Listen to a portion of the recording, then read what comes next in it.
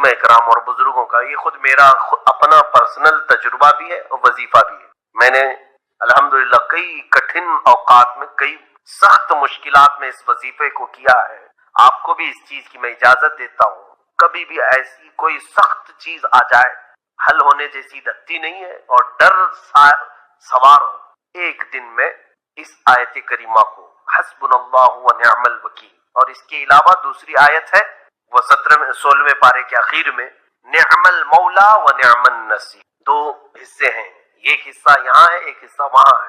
حسبنا اللہ و نعم الوکیل، نعم المولا و نعم النصیر، اس کو تعداد کے اعتبار سے 786 مرتبہ پڑھے، کیسی بھی سخت مشکل ہو اللہ آسان فرمائے گا۔ حتیٰ کہ ہم نے دیکھا بڑے بڑے حاکموں کا دل اللہ پگھل دیتا ہے، نرم کر دیتا ہے، اور کوئی ایسی مصیبت جس کے حل کی صورتیں نظر نہیں آتی، ان آیتوں کی برکت سے وہ ایسے ختم ہوتی ہیں پتہ تک نہیں چلتا۔ تو بہت ساری ادھر ادھر دوسروں کے ہاتھ میں پڑ جانے سے بہتر ہے قرآن نے جو سکھایا ہے وہ کر لو۔ لوگ آسانی چاہتے نا، آج لوگوں کو آسانی چاہیے، پڑھنا کچھ نہیں ہے، صرف دھاگا چاہیے، تعویذ چاہیے، آپ پڑھ دو نا، ہم کیوں پڑھیں، یہی کہتے ہیں لوگ۔ اللہ نے آپ کو علم دیا ہے، آپ قرآن کے حافظ ہیں، آپ عالم ہیں، مفتی ہیں، آپ پڑھ دو، ہم ہی پڑھیں سب۔ عزیزان گرامی، تم بھی تو مسلمان ہو، تمہیں بھی اللہ کا کلام پڑھنا چاہیے، تمہیں بھی اللہ نے زبان دی، تو عمل کے اعتبار سے تھوڑا تم آگے بڑھو، تھوڑا ہم آگے بڑھیں، اور دونوں مل کر کے ایک تاثیر پیدا ہو۔ عمل کے اندر تاثیر ہے، لہذا اس آیت کریمہ میں یہ وظیفہ آپ کو دیتا ہوں، عورتیں بھی اور مرد حضرات بھی، اور جب تک مقصد حاصل نہ ہو جائے تب تک پڑھو، اور مقصد حاصل ہو جائے تو پھر تھوڑی سی تعداد کنٹینیو کے لیے باقی رکھو، چاہے تو دن میں 30 مرتبہ یا 100 مرتبہ یا جو بھی ہو، آگے کنٹینیو کے لیے تھوڑی سی تعداد اس پر مواظبت رکھو، پھر دیکھنا کہ کوئی تم سے سختی سے بات تک نہیں کرے گا، ہزار وہ دشمنی کرے لیکن سامنے کھڑے ہونے کی ہمت نہیں کرے۔ یہی صحابہ کی تاثیر، ان کا جو اثر تھا، ان کا جو رعب تھا، کفار و مشرکین بہت کوششیں کرتے، ان کے سامنے بات کرنے کی جرت نہیں کر پاتے، ہمت نہیں کر پاتے۔ خیر، آیتیں یہ بتاتی ہیں، اللہ رب العزت نے فرمایا وہ لوگ جو اللہ اور اس کے رسول کے بلانے پر حاضر ہوئے، اللہ تعالیٰ ان کے اجر کو ضائع نہیں فرماتا۔ لیکن قرآن کیا کہتا ہے؟ رسول کریم صلی اللہ تعالی علیہ وسلم کے متعلق قرآن کیا کہتا ہے؟ یہ ساری باتیں ہمیں غور سے سننے کی ضرورت ہے۔ عزیزان گرامی، پہلی بات تو یہ ہے کہ قرآن پاک میں اللہ تعالیٰ نے فرمایا اے رسول آپ فرما دیں کہ میں تمہاری طرح بشر ہوں۔ تو لوگ اس آیت کو دلیل بنا کر کے کہتے ہیں جب رسول خود کہہ رہے ہیں میں تمہاری طرح بشر ہوں، تو رسول کو اگر ہم کہیں ہماری طرح وہ بشر ہیں تو اس میں کیا مذائقہ ہے؟ میرے عزیزو، بہت بڑا مذائقہ ہے۔ بادشاہ اگر عجز و انکساری میں کہہ دے کہ میں قوم کا خادم ہوں تو آپ اس کو خادم کہہ کر نہیں پکار سکتے ہیں۔ اگر آپ یہ دلیل لے کر کے آئیں گے بادشاہ خود کہہ رہا ہے، میرے عزیز وہ اس کا عجز ہے، اس کی انکساری ہے، تواضع ہے۔ رہی بات قرآن میں 3 جگہ پر تقریباً اس طرح کی بات آئی کہ رسول کریم صلی اللہ تعالی علیہ وسلم فرما دیں کہ میں تمہاری طرح بشر ہوں۔ یہاں تک نہیں پڑھنا چاہیے آیت، آگے کی آیت یہ ہے یوحا الیہ، مجھ پر اللہ کی طرف سے ڈائریکٹ وحی بھی آتی ہے۔ اگر رسول عام بشر ہیں تو پھر یہ وحی کیسے آتی ہے؟ حضور پاک صلی اللہ تعالی علیہ وسلم کو اسی آیت میں ایک دوسری خصوصیت اللہ نے بیان کر دی، اے رسول آپ فرما دیں کہ میں تمہاری طرح بشر ہوں، مجھ پر وحی آتی ہے۔ یہ مسئلہ یہاں پر ڈسکس کرنے کی وجہ کیا بنا؟ ضرورت کیا ہے؟ ہر آیت کا پس منظر ہے، شان نزول ہے۔ جو آیتیں نازل ہوئی ہیں ان آیتوں کے نازل ہونے کا کوئی نہ کوئی سبب رہا ہے، اس کو کہتے ہیں شان نزول۔ آیت کا شان نزول کیا ہے؟ اگر اس سے کوئی بندہ واقف نہیں ہے تو اسے دین کے معاملات میں ڈسکس کرنے کا کوئی حق بھی نہیں ہے۔ وہ بعد میں کیا کرے گا؟ آیتیں اتری تھی کافروں کے لیے، وہ مومنوں پہ فٹ کرے گا۔ آیتیں اتری تھی مشرکین مکہ کے لیے، وہ اولیاء پہ فٹ کرے گا۔ جس کو شان نزول نہیں معلوم ہے وہ ادھر کی آیت ادھر چسپاں کرے گا، ادھر کی آیت ادھر لگا دے گا۔ شان نزول قرآن کا ایک علم ہے، تفسیر قرآن کا ایک علم ہے اور اس پر باضابطہ مفسرین نے کتابیں لکھی ہیں، پوری کتابیں ہیں کہ کون کون سی آیت کس موقع پہ نازل ہوئی، واقعہ کیا چل رہا تھا۔ اسی طرح میں آپ کو یہ بھی بتا دوں کہ یہاں پر اللہ کے رسول صلی اللہ تعالی علیہ وسلم کو بشر کہنے کا حکم ہوا۔ آپ فرما دیں لوگوں سے کہ میں بھی بشر ہوں۔ بشر کا مطلب ہوتا ہے انسان، میں بھی بشر ہوں، آپ بھی بشر ہیں، حضور صلی اللہ تعالی علیہ وسلم بھی بشر ہیں۔ لیکن اس میں کچھ لوگ دھوکہ کھا گئے، رسول کو کہنے کا حکم ہوا ہے، وہ بھی بشر ہیں تو ہم بھی کہیں گے رسول ہماری طرح بشر ہیں۔ میرے عزیز، تجھے یہ پوری تفصیل سمجھنی ہوگی کہ اللہ نے کیوں فرمایا رسول کو اپنی طرح بشر، رسول کو کیوں حکم ہوا کہ آپ کہہ دیں بشر ہیں۔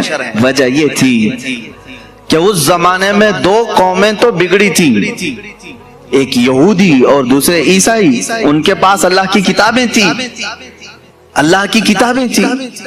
یہودیوں کے پاس تورات بھی تھی، انجیل بھی تھی، عیسائیوں کے پاس انجیل تھی، نبی بھی آئے ان کے پاس۔ لیکن یہ قومیں کیسے بگڑی؟ اپنے اپنے زمانے کے نبیوں میں جب انہوں نے حیرت انگیز معجزات دیکھے تو غلو کر گئے۔ غلو کا مطلب ہوتا ہے اور کر دینا کسی کے مرتبے کو بڑھا کر کے۔ حضرت عزیر علیہ السلام ایک نبی ہیں، اللہ نے ان پر نیند طاری کر دی، وہ 100 سال تک سوتے رہے۔ قرآن پاک میں اللہ نے اس کا تذکرہ بیان فرمایا ہے، 3 پارے میں، سورہ بقرہ ہی میں ہے۔ 100 سال تک ایک ہی مقام پر سوتے رہے، پھر 100 سال کے بعد مولا نے دوبارہ انہیں اٹھایا اور وہ اپنی قوم کے پاس آئے۔ ان کے بچے ان سے بڑی عمر کے ہو چکے تھے، یہ غالباً 33 یا 35 سال کی عمر میں گئے تھے۔ واپس جب اٹھائے گئے 100 سال کے بعد تو ان کی جو عمر تھی وہی تھی، لیکن جو قوم کی عمر تھی وہ 100 سال آگے جا چکی تھی۔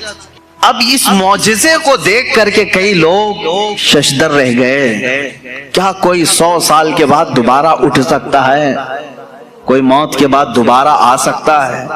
تو ان لوگوں نے کیا کہنا شروع کیا، ایسا حیرت انگیز کام ہم نے آج تک دیکھا نہیں تھا۔ اگر عزیر کے ساتھ ایسا ہوتا ہے تو یہ اللہ کا بیٹا ضرور ہوگا۔ وقالت الیہود عزیر ابن اللہ، تو یہودیوں نے کہا عزیر اللہ کا بیٹا ہے، تو انہوں نے کہاں تک بڑھا دیا؟ اللہ کا بیٹا کہہ دیا۔ اب ادھر آئیں عیسیٰ علیہ السلام۔ عیسیٰ علیہ السلام دنیا میں وہ تنہا شخص ہیں جو بغیر باپ کے پیدا کیے گئے۔ آدم علیہ السلام کے بعد، آدم علیہ السلام کو تو اللہ تعالیٰ نے بغیر باپ بغیر ماں کے پیدا کیا، لیکن عیسیٰ علیہ السلام صرف اور صرف حضرت بی بی مریم سے پیدا کیے گئے، اور حضرت مریم کو کسی نے چھوا تک نہیں، وہ اتنی پاکیزہ تھی۔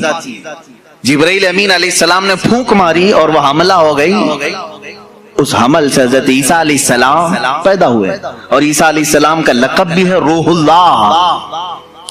اب عیسیٰ علیہ السلام کے کچھ معجزے بھی تھے، وہ مٹی کے پرند بناتے تھے، مٹی کے کیچڑ اس میں پھونک مارتے تو پرندے زندہ ہو کر اڑتے تھے، یہ قرآن پاک میں ہے۔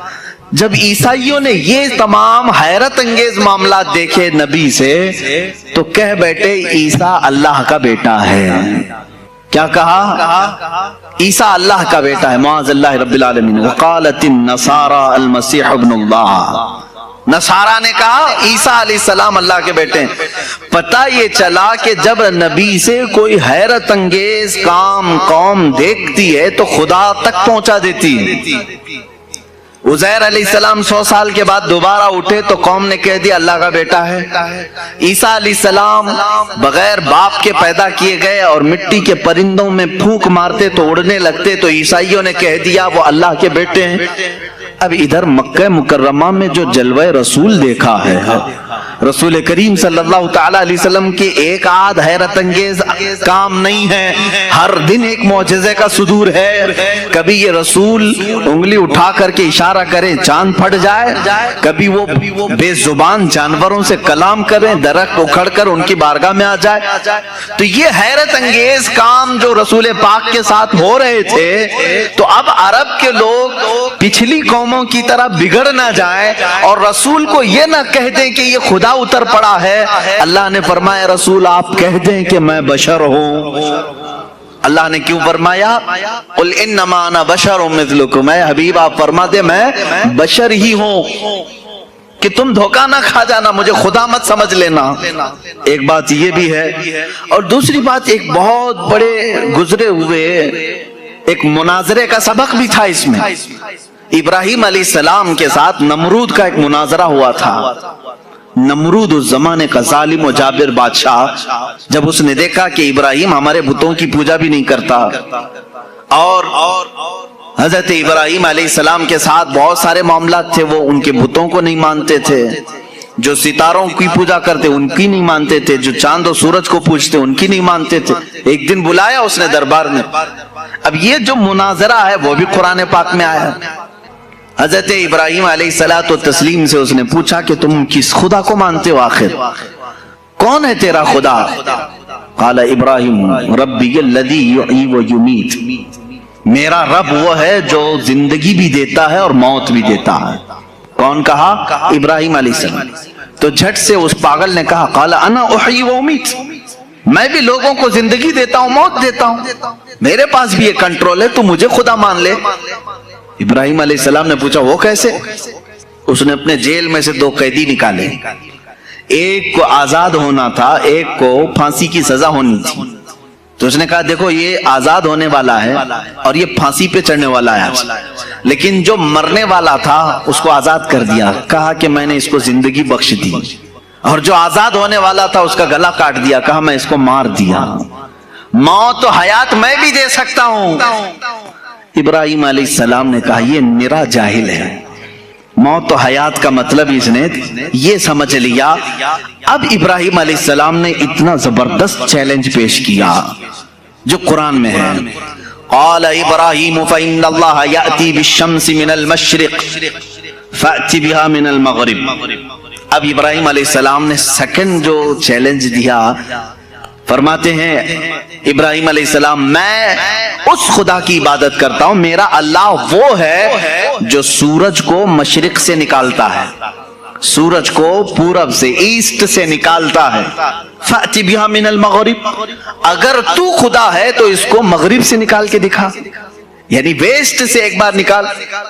چیلنج تو دیکھ رہے ہیں آپ، حضرت ابراہیم علیہ السلام نے نہیں کہا کہ جیسے میرا خدا روز پورب سے سورج نکالتا ہے کل تو نکال، تو کل سورج نکلتا تو وہ یہی کہتا آج میں نے ہی نکالا ہے، آج جو سورج نکلا ہے ایسٹ سے پورب سے مشرق سے وہ میں نے ہی نکالا۔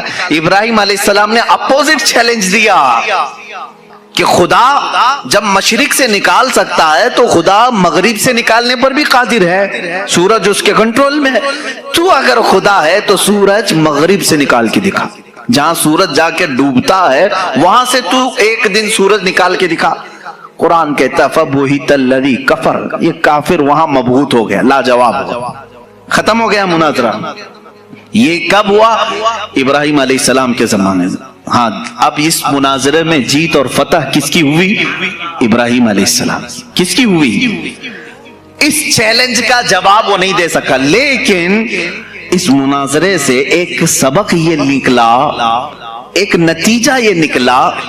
ابراہیم علیہ السلام نے چیلنج یہ دیا تھا کہ جو خدا ہوگا وہ مغرب سے سورج نکالے گا، جو خدا ہوگا وہ مغرب سے سورج نکالے گا۔ یہ اس زمانے کو 2000 سال بیت گئے، اور جب مدینہ طیبہ کے قریب میں مولا علی کرم اللہ وجہہ الکریم کے لیے نماز عصر قضا ہو رہی تھی، محمد عربی صلی اللہ تعالی علیہ وسلم نے ڈوبے ہوئے سورج کو کہاں سے پلٹایا؟ مغرب سے نکالا، سورج ڈوب چکا تھا، سورج کو واپس اشارے سے پلٹایا۔ اب یہاں پر وہ والا مناظرہ پھر سے تازہ ہو گیا۔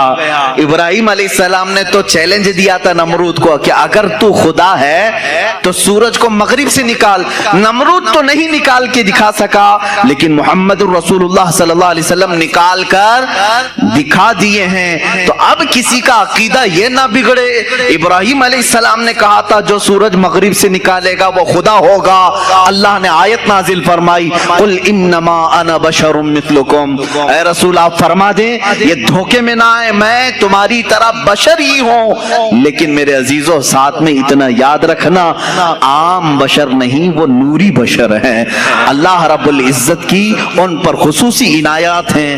میں مانتا ہوں اے عقل والو میرا محمد خدا نہیں ہے، مگر دلوں میں یہ نقش کر لو کہ وہ خدا سے جدا نہیں ہے، یہ ہمارا عقیدہ ہے۔